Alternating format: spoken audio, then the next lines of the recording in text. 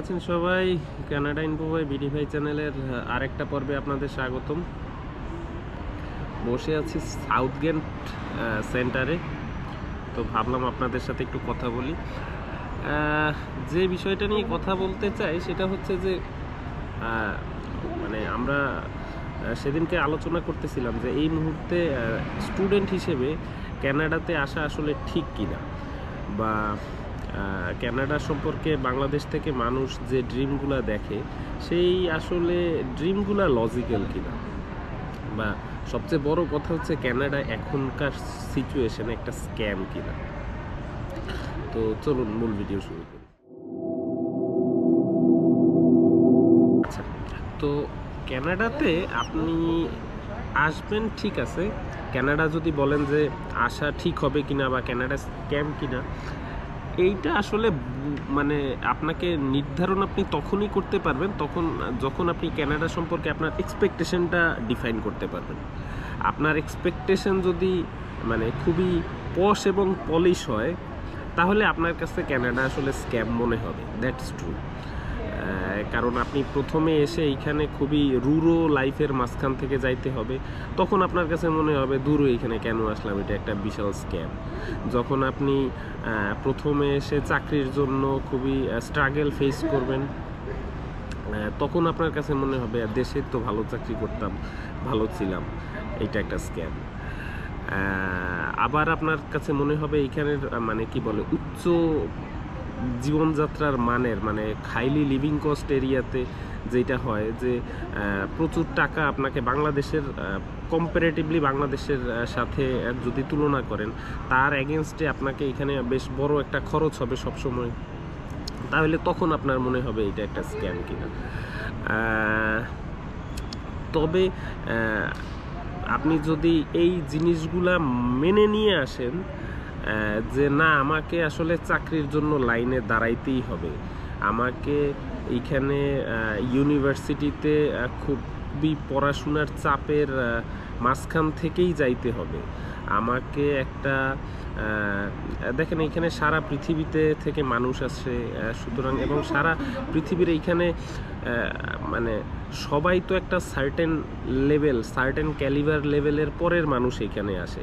সুতরাং এইখানে একটা মানে কি বলে রিটেইলে স্টোরে যে ছেলেটা কাজ করতেছে তাকেও আপনি কোনোভাবেই কম মেধাসম্পন্ন বলতে পারবেন না, এখানে যে সিকিউরিটি গার্ডটা কাজ করতেছে তাকেও আপনি কোনোভাবে কম মেধাসম্পন্ন বলতে পারবেন না। সুতরাং এই যে কি বলে ক্যালিবারের দৌড়ে আপনাকে নিজেকে টিকায় রাখতে হবে, সেইটা যদি আগেই বুঝতে পারেন তখন এইটাকে স্ক্যাম মনে হবে না। আপনি এইখানের উচ্চ বাজারটা যদি আগে অ্যানালাইসিস করেন, এইখানে লিভিং কস্ট কীরকম সেইটা সম্পর্কে যদি একটা আইডিয়া নেন, এখনকার বাজার কেমন, এখনকার বাসা ভাড়া কেমন, এখনকার ডেইলি গ্রসারিজ কেমন, সেইটা সম্পর্কে যদি একটা আইডিয়া নেন, তাহলে এটাকে আর স্ক্যাম মনে হবে না। এখন এইটা হচ্ছে গিয়া মানে প্রি রিকোজিট লাইফ। এখন হচ্ছে যে মানুষের কানাডাতে আসার কি বলে একটা লম্বা সময়ের এক্সপেকটেশন সময় থাকে। এখন যেটা ইমিগ্রেশন পর্ব, এইখানে স্থায়ী হওয়ার প্রক্রিয়া, এখন সেইটাও মানে স্ক্যাম ঠিক না, কিন্তু এইটা তো সত্যি যে রাস্তাটা কিছুটা ন্যারো হচ্ছে বা হইছে, ঠিক ন্যারো হয় নাই, মানে নতুন নতুন শর্ত গভর্নমেন্ট জুড়ে দিছে। এখন মানে আমরা আসলে বাংলাদেশ থেকে আমার কাছে যেটা মনে হয় যে আমরা কানাডায় স্ক্যাম বা না স্ক্যাম সেইটা বিচার করার আগে এইখানের যে বাস্তবতা সেইটা সম্পর্কে অ্যানালাইসিস করি, ড্রিমি চিন্তা না করে আগে অ্যানালাইসিস করি, এবং এইখানের কঠিন বাস্তবতার সাথে আসলে আমি ফিট কিনা। বাংলাদেশে আমার যদি একটা স্টেবল সুইট লাইফ থাকে, সেইটা আমি বিসর্জন দিয়ে এই স্ট্রাগলটার মাঝখান থেকে যাইতে পারবো কিনা, সেই অ্যানালাইসিসটা, সেই জাজমেন্টটা নিজের উপরে করা, সেই জাজমেন্টটা যদি আপনি পারফেক্টলি করতে পারেন, তখন আপনার কাছে এইটা স্ক্যাম মনে হবে না। এইখানে অপরচুনিটিস ইজ দেয়ার, বাট স্ট্রাগেলও এইখানে আছে, এটা একেবারেই সত্যি। রুলস নিয়মকানুন, ইমিগ্রেশনের নিয়মকানুন প্রতিনিয়ত চেঞ্জ হচ্ছে বলতে যে ফ্লেক্সিবল হচ্ছে তা না, আস্তে আস্তে কঠিন হচ্ছে,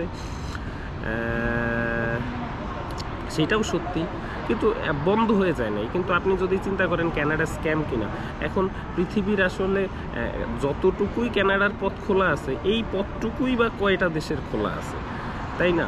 বিষয়টা তো এমন না যে আমার জন্য সারা পৃথিবী ওপেন, আমি ক্যানাডাতে এসে স্ক্যামের শিকার হলাম। পৃথিবীতে এখনও ক্যানাডাতে ইন্টারন্যাশনাল স্টুডেন্টদের জন্য যতটুকু সুবিধা আছে, এরকম সুবিধা হয়তো অনেক দেশে আছে, কিন্তু কম দেশেই আছে। তো সেইগুলো অ্যানালাইসিস করে যে দেশটা আপনার জন্য ভালো, আপনি যদি বিদেশে পড়তে আসতে চান, সেটা সিলেক্ট করতে পারেন। এর মধ্যে ক্যানাডা হইতে পারে, এর মধ্যে ইউকে হইতে পারে, এর মধ্যে অস্ট্রেলিয়া হইতে পারে, বা ইউরোপের কোনো দেশ হইতে পারে, বা অন্য কোথাও হইতে পারে। তো আগে আমরা স্ক্যাম বা না স্ক্যাম সেইটা বিচার করার আগে আমার মনে হয় যে এখানের মার্কেট, জীবনযাত্রা এবং প্রাইমারি ফেজের যে স্ট্রাগল এবং পরবর্তী নিয়মকানুনের যে বর্তমান সিনারিও, সেইটা যদি অ্যানালাইসিস করেন, তাহলে তারপরে আপনি আসলে রিয়েল কি বলে ডিসিশনটা নিতে পারবেন এটা আসলে স্ক্যাম কিনা। এখন এই স্ক্যামটা এক একজনের জন্য এক এক রকম হতে পারে। যে মনে করবে যে আমি এই স্ট্রাগলটা নিতে পারবো না, এটা অবশ্যই তার জন্য স্ক্যাম এরিয়া। এবং যে মনে করতে পারবে হ্যাঁ আমি এই স্ট্রাগলটা নিতে পারবো, তার জন্য এটা স্ক্যাম না। তো আশা করি আসলে আমার চ্যানেলেও আমি ক্যানাডার অনেক কি বলে রূঢ় বাস্তবতার কথা বলি, সেটা আসলে আপনাদের নিরুৎসাহিত করার জন্য বলি না, বাস্তবতাটা তুলে ধরার চেষ্টা করি। কারণ হচ্ছে গিয়ে আপনারা যেন নিজের কি বলে এইখানের বর্তমান সিনারিওটা নিজের সাথে কম্পেয়ার করতে পারেন, একটা অ্যানালাইসিস, একটা জাস্টিফিকেশন নিতে পারেন। But at the same time অপরচুনিটিসও এখানে আছে, সেটাও সত্যি। তো আশা করি যেই মেসেজটা বা যেই কথাটা বলতে চাইছি সেটা বুঝতে পারছেন। স্টাডি পারমিট নিয়ে প্রচুর ভিডিও আমার চ্যানেলে আছে, যদি আপনারা দেখতে চান সেটা স্ক্রল করে দেখতে পারেন। কারো যদি পার্টিকুলার কোনো ভিডিও নিয়ে রিকোয়েস্ট থাকে সেটা আমাকে জানাইতে পারেন, আমি সেটা মেক করার চেষ্টা করব। ভিডিওটা ভালো লাগলে সাবস্ক্রাইব করতে পারেন চ্যানেলটা, যাদের সাথে দরকার হয় তাদের সাথে শেয়ার করতে পারেন। আজকে এ পর্যন্তই, অন্য কোনো দিন কথা হবে অন্য কোনো ভিডিওতে। সে পর্যন্ত সবাই ভালো থাকবেন।